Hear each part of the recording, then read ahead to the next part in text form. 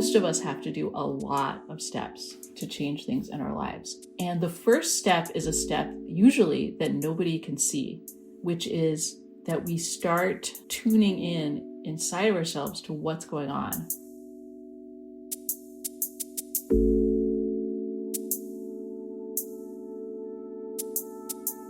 Today we welcome professional coach Pippi Kessler and financial coach Hadassah Damien to talk to us about how people can redesign their lives to become more fulfilling.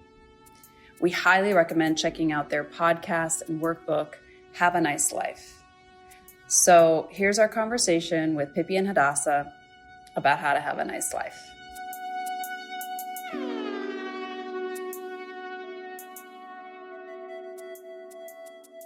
We had such a great time doing the podcast, and we're like, we should do more, collaborate with other people, have people come on ours, go on theirs, but then we didn't do those things. So when you wrote to us, I was like, now we're getting to do that. That's so great. Yeah. And Hadassah, you actually helped Simone and I with some financial stuff for our business, Modern Mind, and that was really useful. I'm glad. And your podcast is amazing, Have a Nice Life. Really just so helpful. I've told patients about it. And amazing. Yeah, it's great. So practical and useful. Pippi and I went through, and we just started as brainstorm partners, talking to each other, two people who work independently, not wanting to be, alone all the time in our work. So we just started talking about stuff, things we were noticing, and these concepts started emerging. And then we were like, I bet we can put these in order. And then we thought, I bet maybe we can just make a little workbook. I don't know. And 130 pages later, we had a whole workbook. And then we asked ourselves, how do people consume content? How do people get this? And how does it become most usable?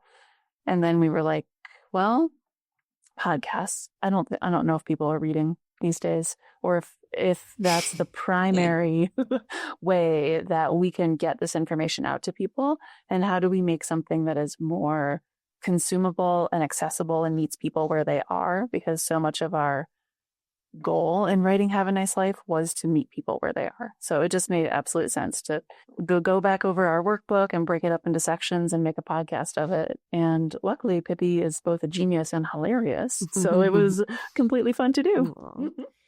Can you tell us a little bit about your mission? Like what was the workbook on, and the podcast? Like what is it that you wanted to impart for people?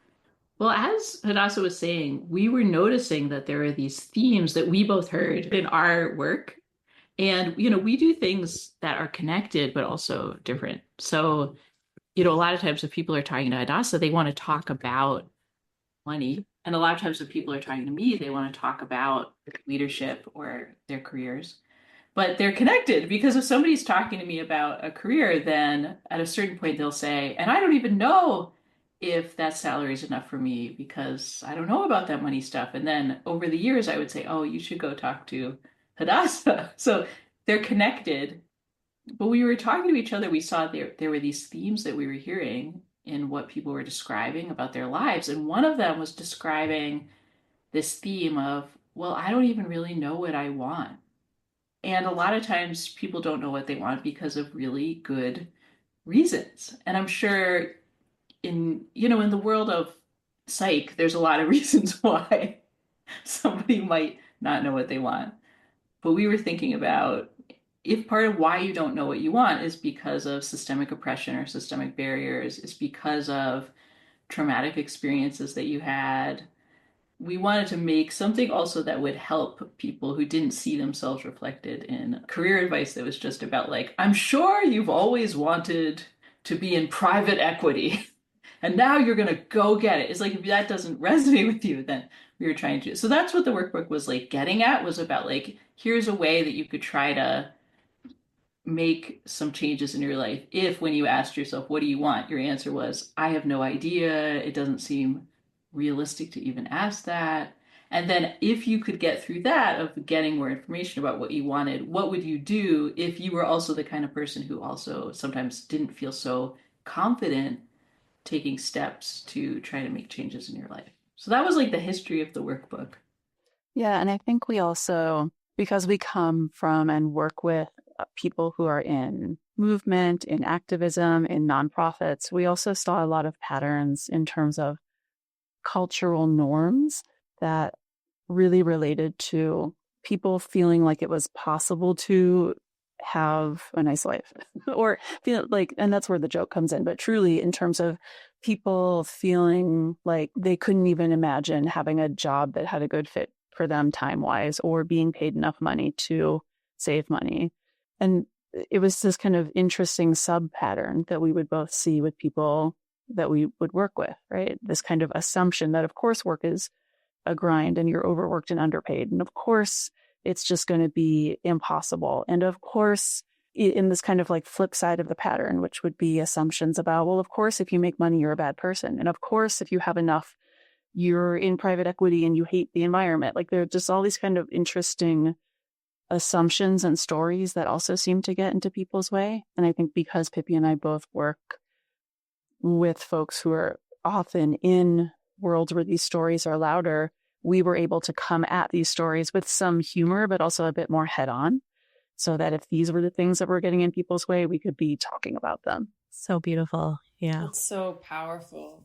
It's a lot of what we do in psychotherapy too, is switching the narrative, trying to help patients to see themselves differently, see what's possible in a different way. And I'm just thinking so many clients who have just that similar pattern where it's like they know something, first they know something isn't right, that something doesn't sit well in their bodies, and then they finally make this decision to leave. And then it's like the big vast world ahead of them and they don't even know where to start. And it's so overwhelming and it's so paralyzing that even before they're even recognizing kind of what they desire or what they want, it's like they feel like they have no options ahead of them. And so I am curious about kind of how you help those clients start even working through whether it's their own trauma, the barriers, getting in touch with their feelings and their wants. Like, where do you even start in that process? Because it can be so big and daunting. Yeah. Well, one, I mean, thank you both for your service of helping people try to heal from both what is often traumatic past that people can have, but also there are a lot of traumatic elements in just the systemic setting. So to be in a world where, for example, you might have a really, really terrible coercive boss and not be able to leave the job because you don't have enough money to walk out the door, that's really difficult. And it recreates for people a lot of times the way that you can't do that in childhood, that you can't do that if you don't have a lot of options for other reasons. So there's a lot of things just about like being in such a tough world that has such few safety nets that can really be very psychologically difficult for people. So, you know, both of us are always like, yes, please go to therapy and stay there, you know, because there's a lot for people to work through even before coming up to a question of like, well, so what am I going to do on Monday on my to-do list about my career search? But when we're working with people, I think both of us as a first step, a lot of times are just acknowledging and hearing people about what they're going through. So, you know, I know for me, if I'm meeting with a new client and they're saying, you know, I'm feeling really bad about myself because I feel like I have to make a change and I've been at this job for 7 years and I just don't feel happy, but I don't even know what I would do other than this. And I just don't really feel good about myself. You know, they're talking about just feeling awful and feeling awful for a really long time. Probably the first thing that I would do is to just really validate how hard that can feel, to say, wow, that sounds really hard. That sounds really terrible to be feeling so badly for such a long time and to not even know how to imagine something different. So making sure that people know that what they're feeling is real, and then also validating that that's something that is reasonable to feel in a tough world and that can be reasonable for a lot of different reasons. You know, and then what both Hadassah and I try, I think, to work on is to not stay there. So then to say after that, what we're going to work on is what could you control?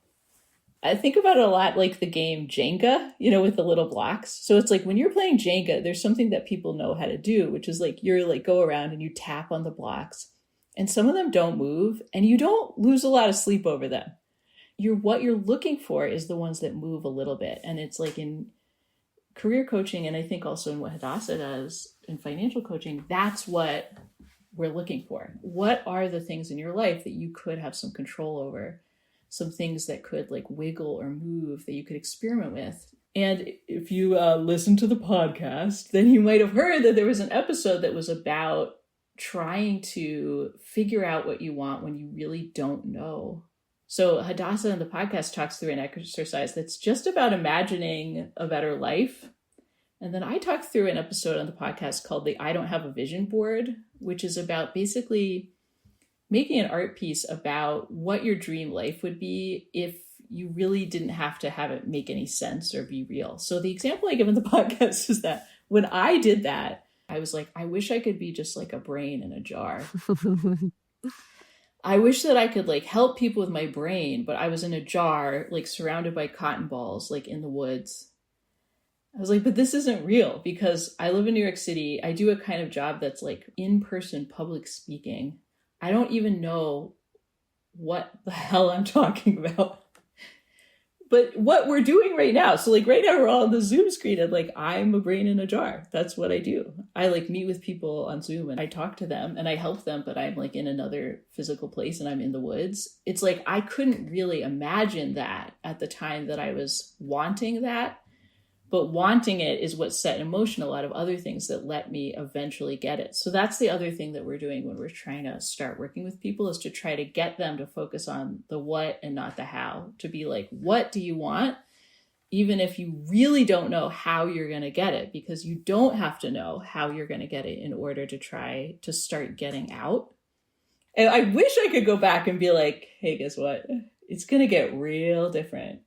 Like, I wish I could do that, but we can't. We can only do it like going forward is to believe that there could be things that our future selves know about that we don't know about in our current selves.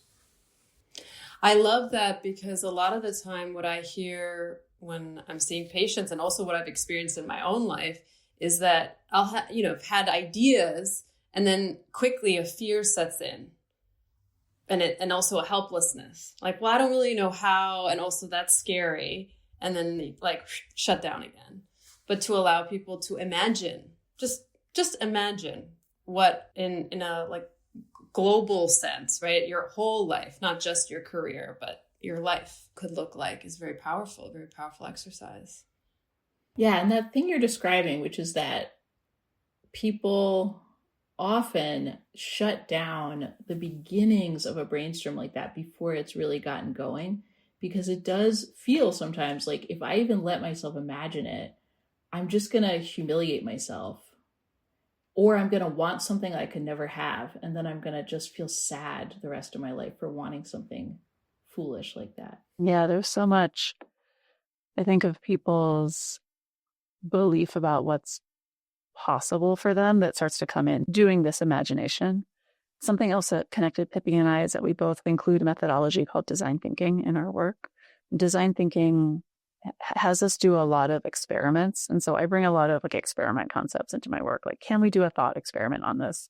So your vision for the future, it doesn't have to be true. It doesn't have to be possible. Can we experiment with thinking, what if things look like this? And I do this with people both in like kind of larger global, what do you want to be possible in 10 years, but also small and discrete, what do you want to be possible in 3 months, right? What could be true in 6 months? Let's just think through it and see what it's like. And what I love about doing this kind of vision setting work is that you can learn a lot from it, especially if you're flexible about the vision not having to be perfect. Right? You come up with a vision and quickly be like, oh, you know what? I don't want to live by the beach. Actually, once I started imagining it, it started seeming crappy to me. That's information. Those are criteria. And criteria are really valuable because they let us start to think about what we want as a kind of like a silhouette cutout, right? Sometimes we don't know what we want, but we can say the shape of the things that might not fit. So that's great. Now we're starting to make the silhouette. I mean, both Pippi and I work in like coaching modality, right? Which is much more about what's true today, or how can we understand where you're at today for the future forward.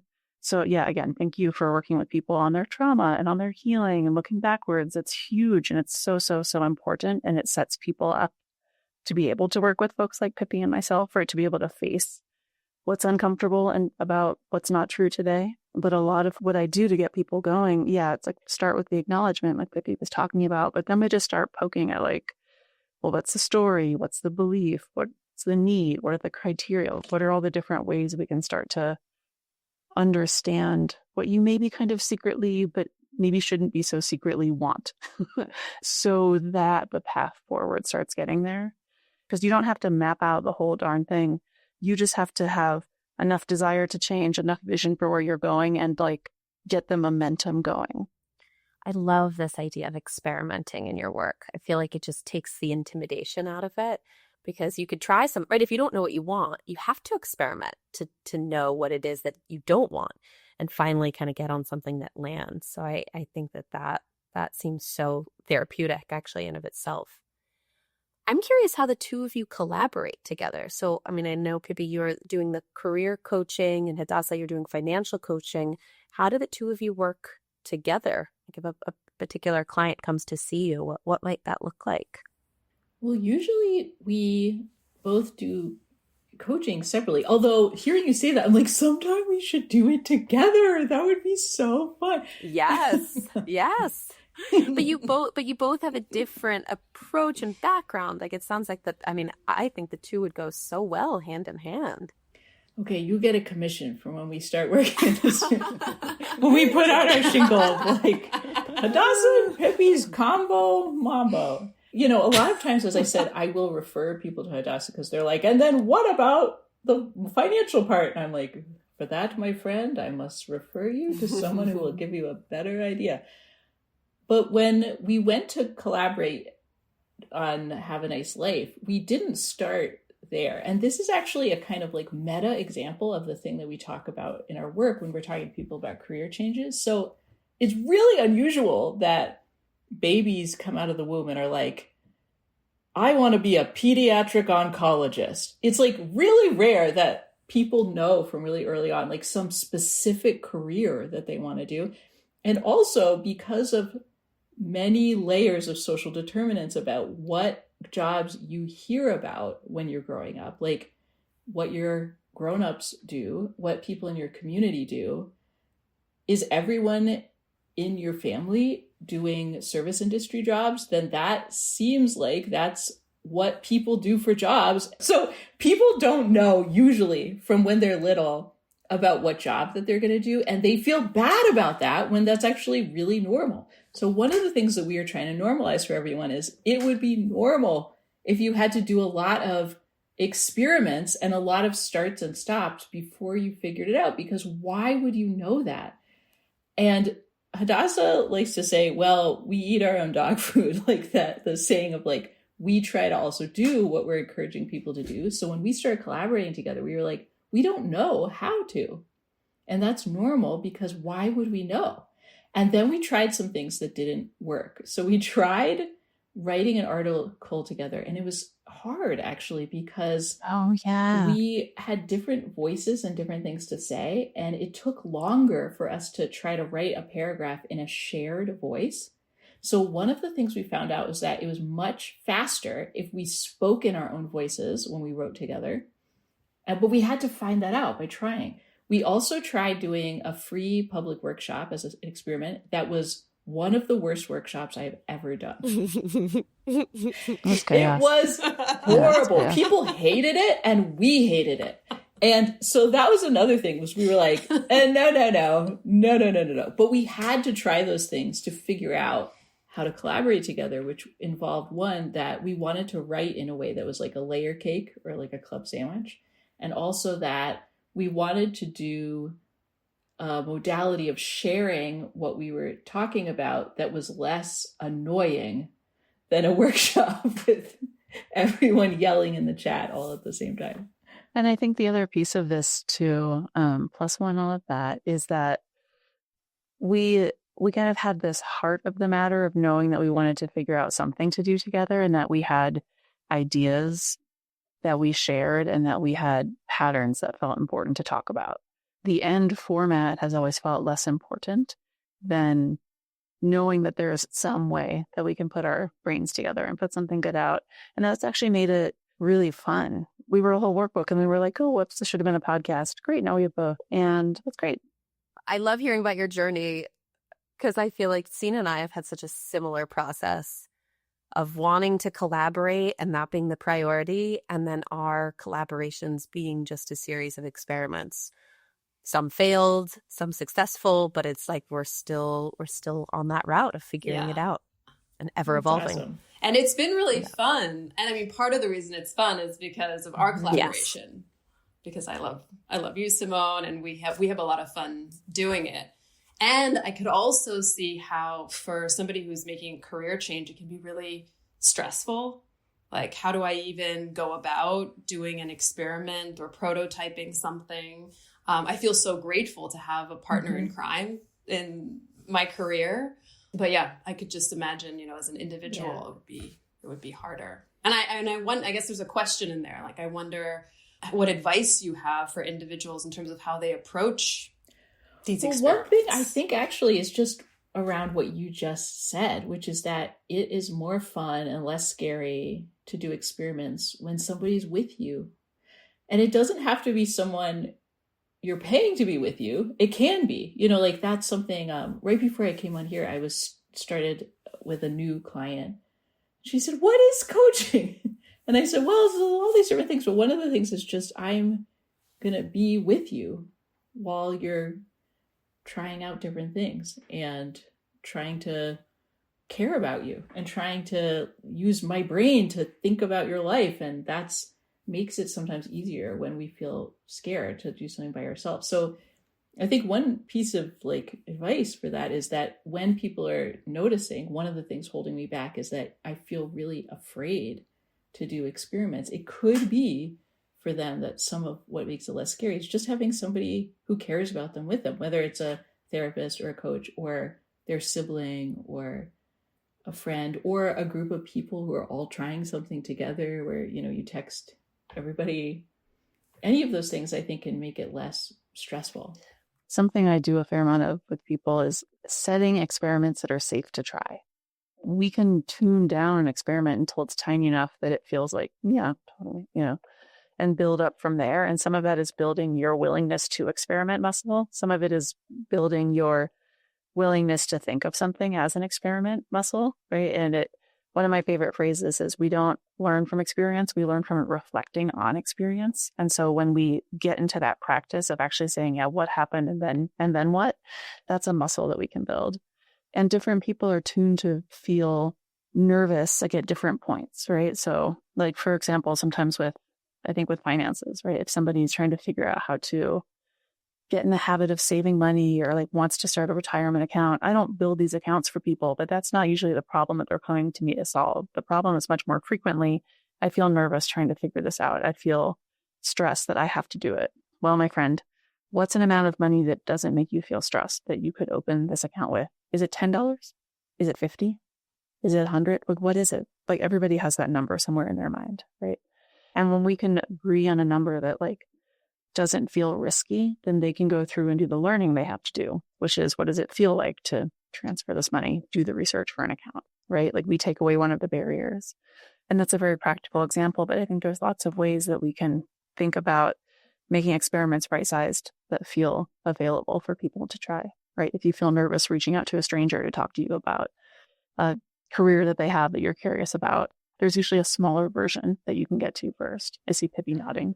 Yeah, because it's something that's really, I think, unfair about a lot of career advice and financial advice. That is a very harsh voice that people are supposed to talk to themselves with about, well, why can't you just do this? And it doesn't help. So I with Hadassah, I love that idea of saying, at what amount of money does it stop feeling scary? And the other example you were giving about networking, where it's a lot of people will be like, I think I have to ask this person who scares me to lunch. And I'm like, why do you no, you don't have to do that. Like, you could also just like write to your beloved cousin and be like, could I tell you that I want to quit my job and I want you to look out for jobs for me? And then don't tell anybody else. That's also taking steps to leave your job. So there's, I think, just literally no reason that people have to scare themselves. Sometimes they might want to stretch themselves, but there's no reason that they would have to do things where they would be forcing themselves to panic as part of moving forward in their lives. This makes me think about one of the common stories that I feel like we've definitely talked about this, but it's this idea, I see it with like money and work a lot, that something has to be painful or uncomfortable or like slightly like I don't want to do it to count. That work isn't quote unquote work. It doesn't count as work if I find it interesting or joyful or I'm happy or it's people that I like. Like somehow that's not real. You know, there's all these stories. And I think to me, it connects so much to how I think a lot of people enter the workforce or see people around them in the workforce with a relationship to work that's like adversarial, where that is like kind of has elements of not being fully consented to.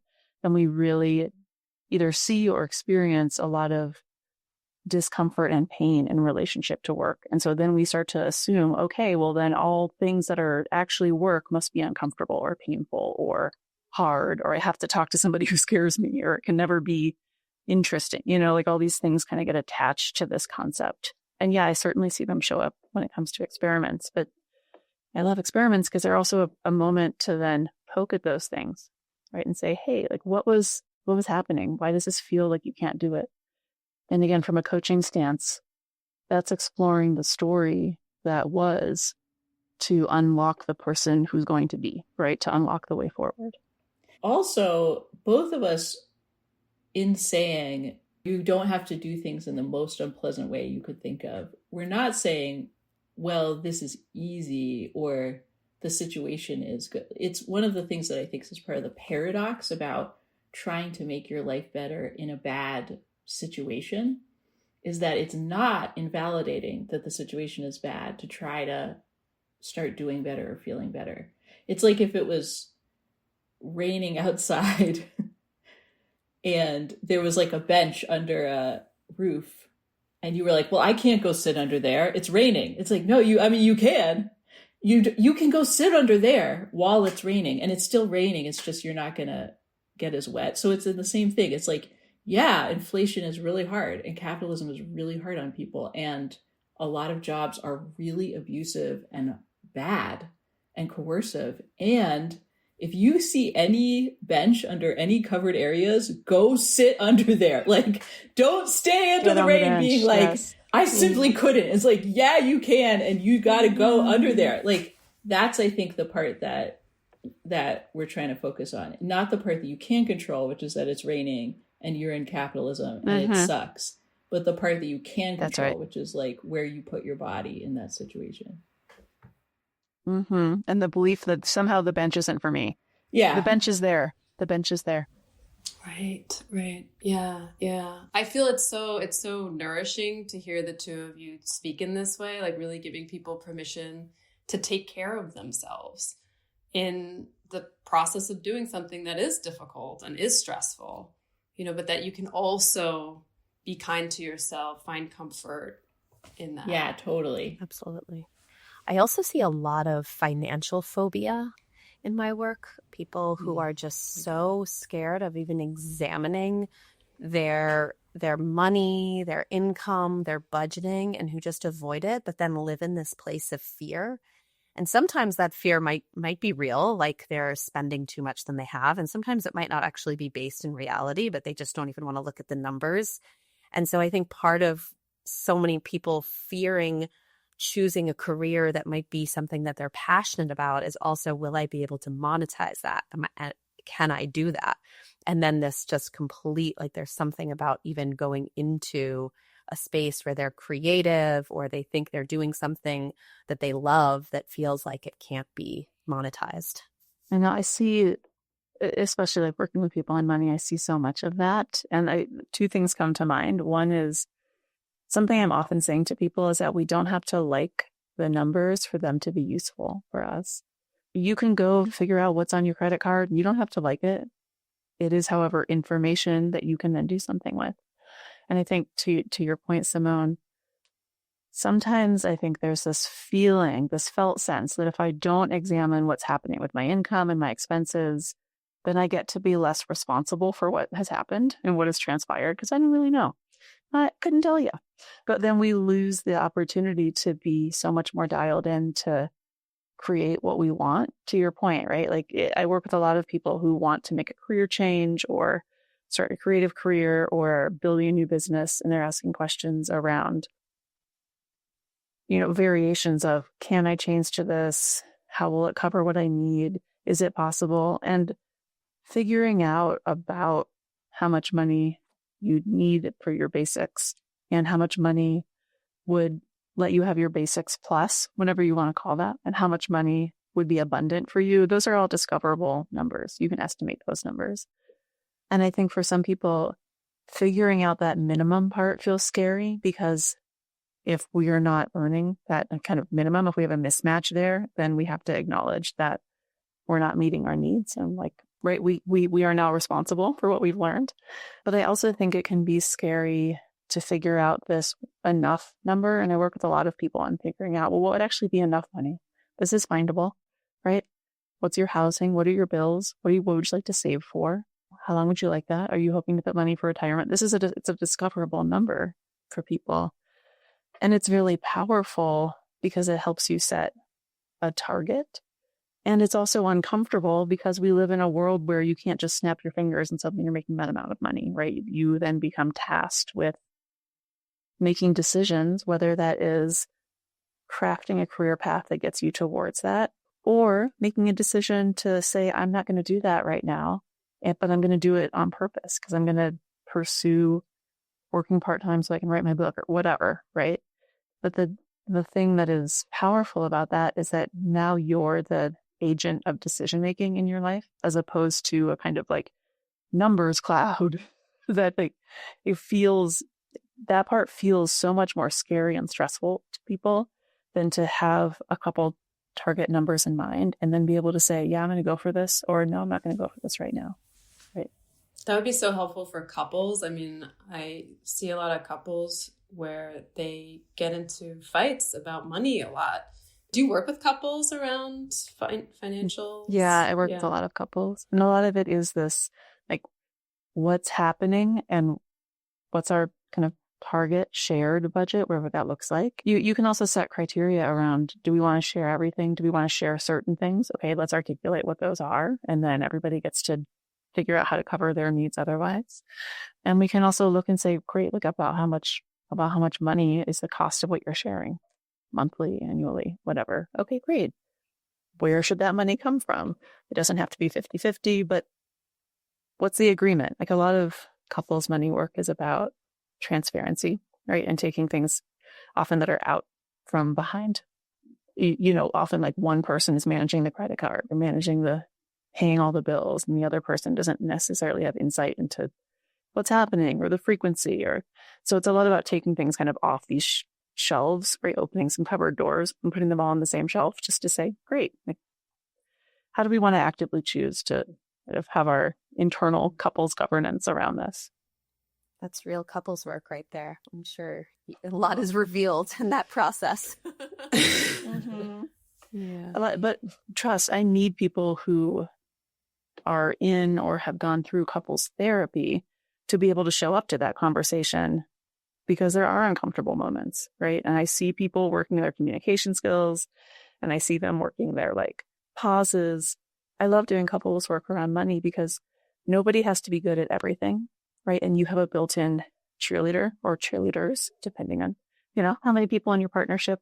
And that's really beautiful, right? Because then we get to collaborate on how do we solve this shared problem of how do we resource our shared life in ways that are creative and intentional.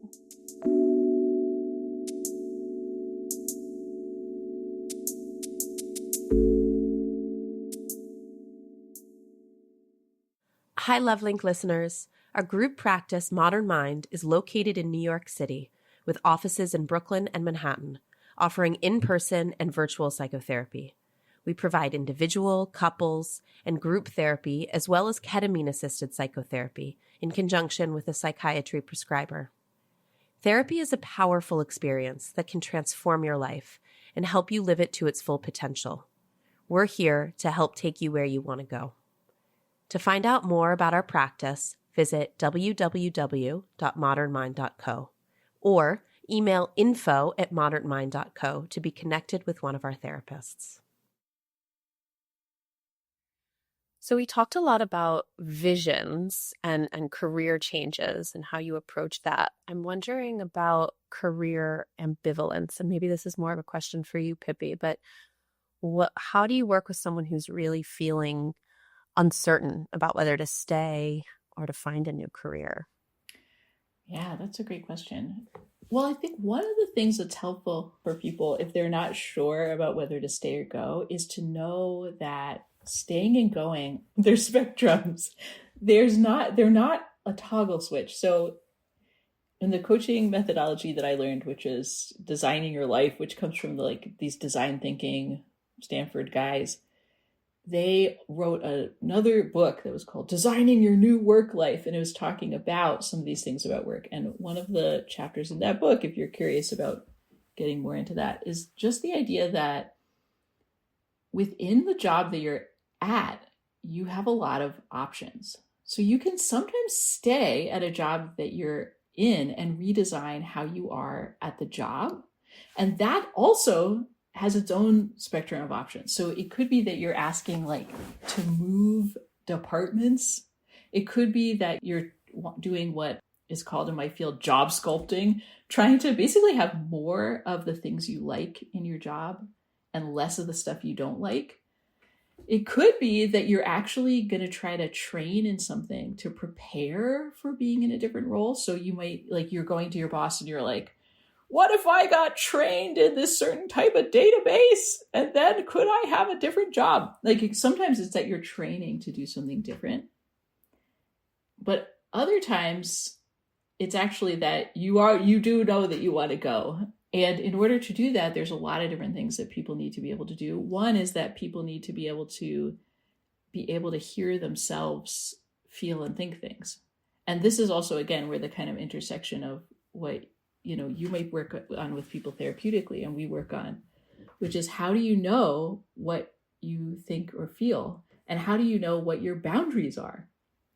I think sometimes when people are saying I don't know whether to stay or go, part of what's going on is that they don't know how to hear how they feel, how it's impacting them or what their boundaries are. And other times what they're saying is, I don't know whether to stay or go because I can't do the imagination math of how bad or good the future might be. And those are kind of different problems that need to be solved different ways. I'm curious to hear about any experiments the two of you have done in your own career journey or ways in which you've created a more meaningful life. I mean, Pippi, you were talking about moving to the woods, right? I'm just curious, about your own paths. Yeah, we've both done a lot of experiments and a lot of twisting and turning in our work. One of the experiments that I did in my work was that I used to do a lot of high conflict group facilitation.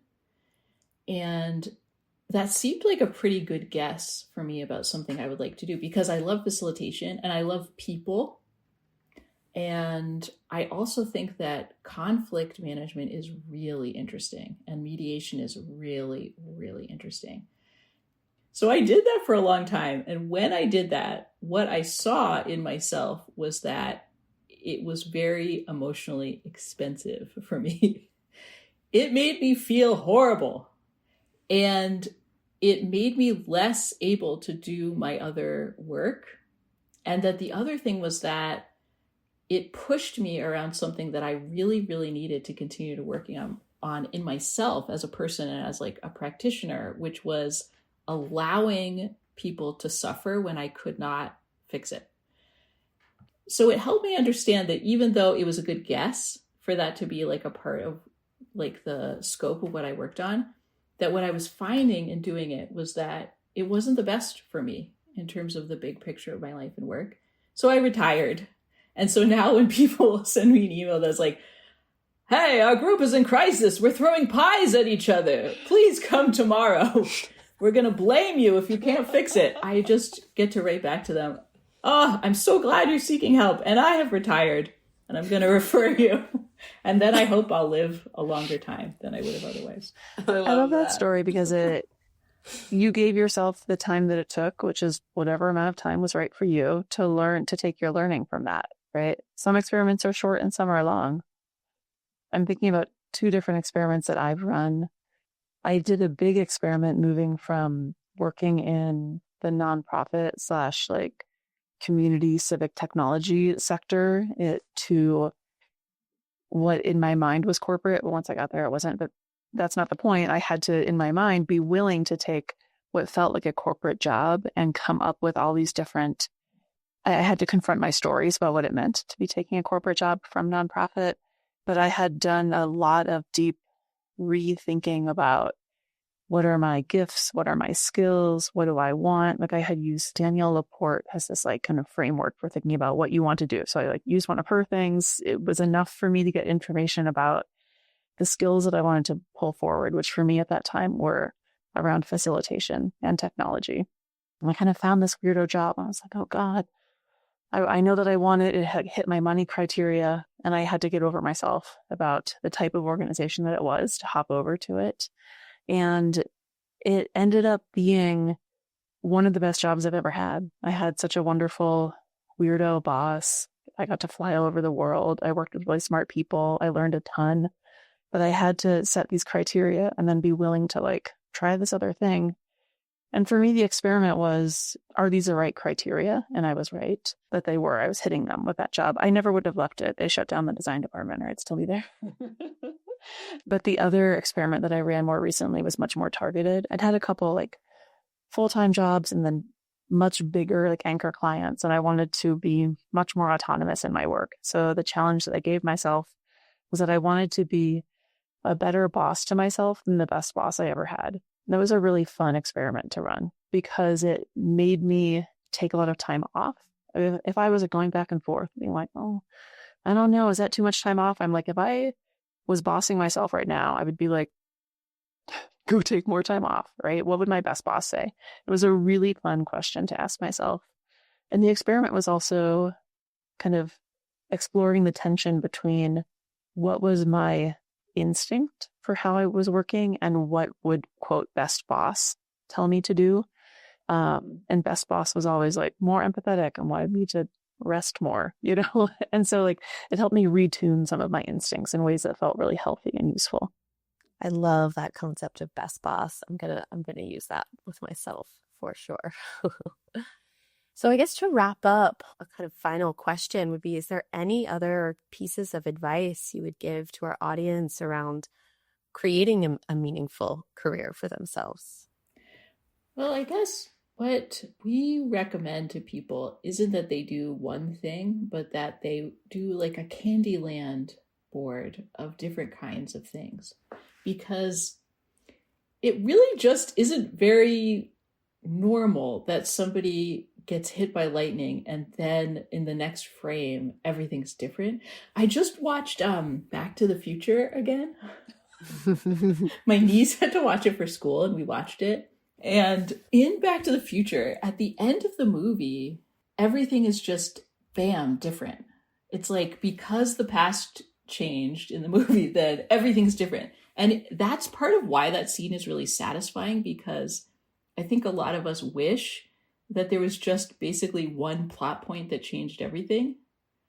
But in real life, most of us have to do a lot of steps to change things in our lives. And the first step is a step usually that nobody can see, which is that we start tuning in inside of ourselves to what's going on with how we're feeling, starting to become aware of what's going on for me. How am I doing?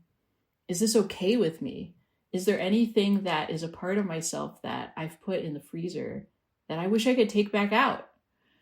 Is there any need that I have that is unmet that I'm not paying attention to? And so there's a part of it that might be like a kind of interoception of tuning inside of before anything changes, when everything just continues to look the same. So sometimes it looks like people's lives just change like that, or they have this kind of like last straw moment. But a lot of times there's been a lot of things that were happening under the water that lead up to making a change. And so our first advice would be just like, listen to yourself and to the clues or cues of what's happening inside of you that are helping you know about the desire to change or the need for change. This next step that we talk about on Have a Nice Life is about accepting constraints.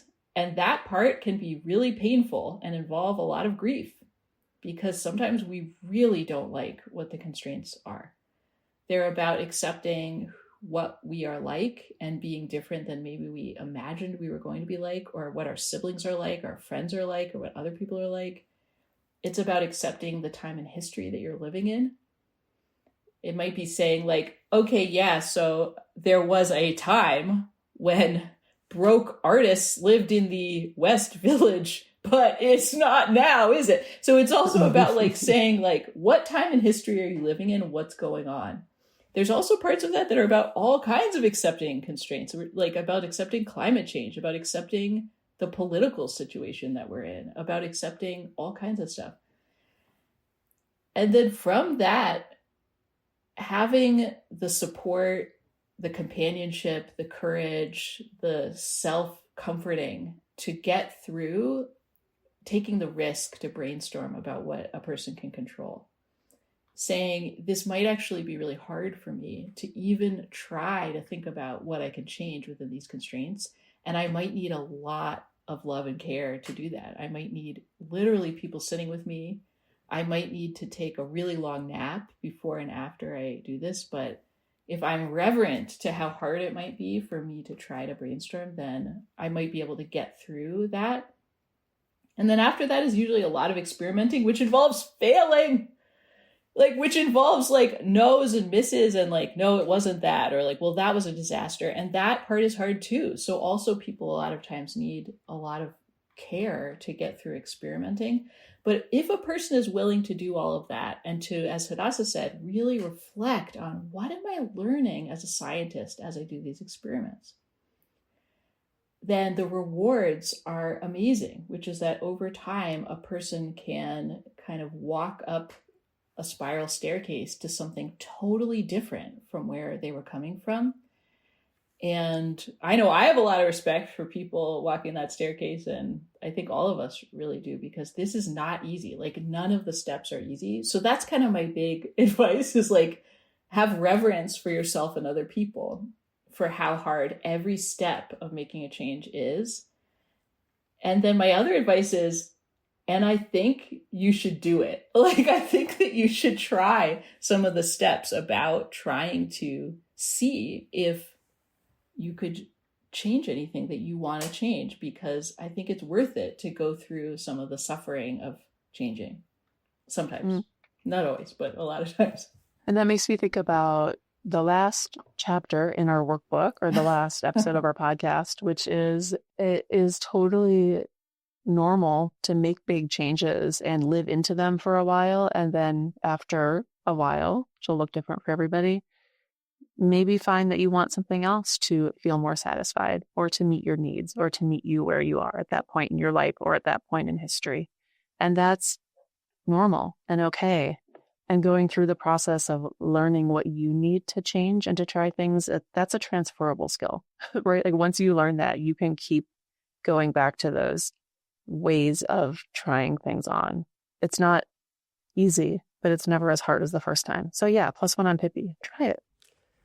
I love how the two of you make room for all the feelings that come up. And in a lot of ways, I feel like the work the two of you are doing it's the most reality-based career coaching I've ever heard of. You know, grounded in what's real for people in their lives, politically, time in history, like all of it. I appreciate that. Oh, thanks, Ina. Thank you. Thank you so much for being on our podcast. It was such a pleasure picking your brains and hearing everything that you're doing. Thanks for really having valuable. us. And thanks also for what both of you do to thank you. try to just give that care and support to people in a really hard world where care and support really are a lot of times what people need the most. Yeah, to be alongside them. Mm-hmm. Absolutely. Yeah. Yeah, thank you for having us. Thank you.